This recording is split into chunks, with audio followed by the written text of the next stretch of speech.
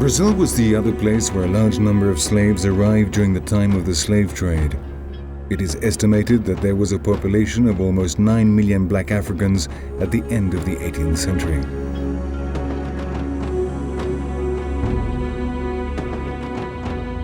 Here too, syncretic religions and cults such as Candomblé, Macumba, and Umbanda developed.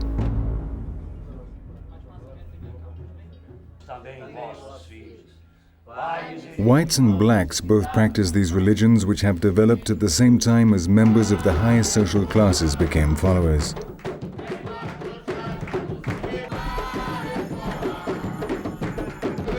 Umbanda is based on the worship of the EGUN, beings with great spiritual light, strength and wisdom.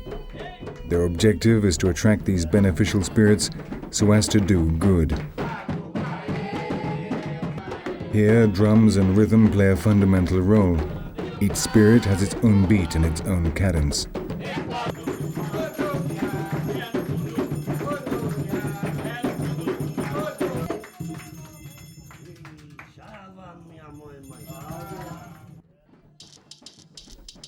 Their altars are dedicated to the same deities as in Voodoo and Regaleocha, OGGUN the warrior, LEMANYA the siren, OBATALA the creator, XANGO, and the rest of the African pantheon.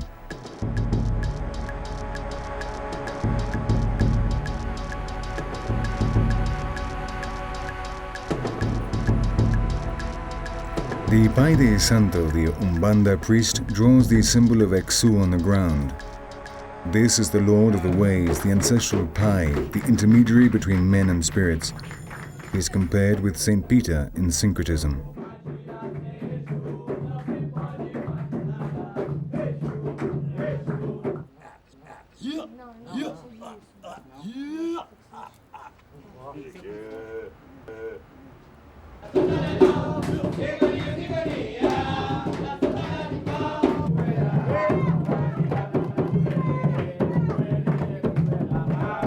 This is a joker of a spirit that drinks and smokes a lot, but who is beneficial and loves children. Here the dark world of black magic exists too. Vodum fetishes from Dahomey which may exercise a sinister influence in a secret place.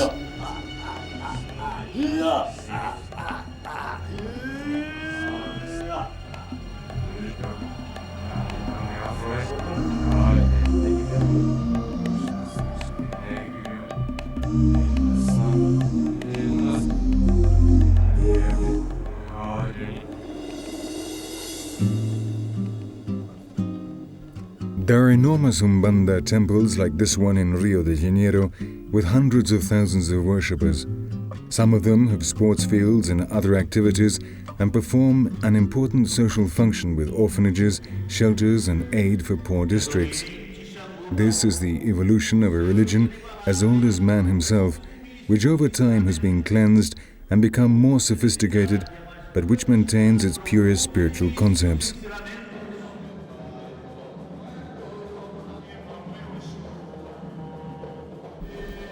Periodically, the followers meet and perform sessions where our now familiar African deities descend to transmit their messages. The trances are not as sharp as in other religions, but they all encounter their friendly saint.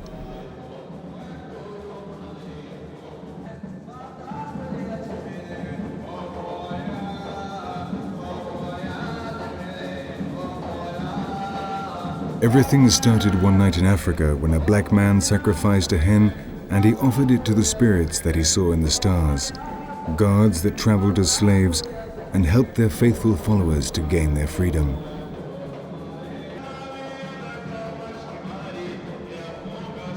Perhaps everything that we have seen is not real.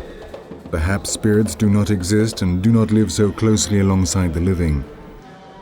In the West, it is hard for us to believe in these religions, but bearing in mind that millions of human beings can feel these forces and are able to interpret them, it is worth our while to ask ourselves the question and allow ourselves to doubt.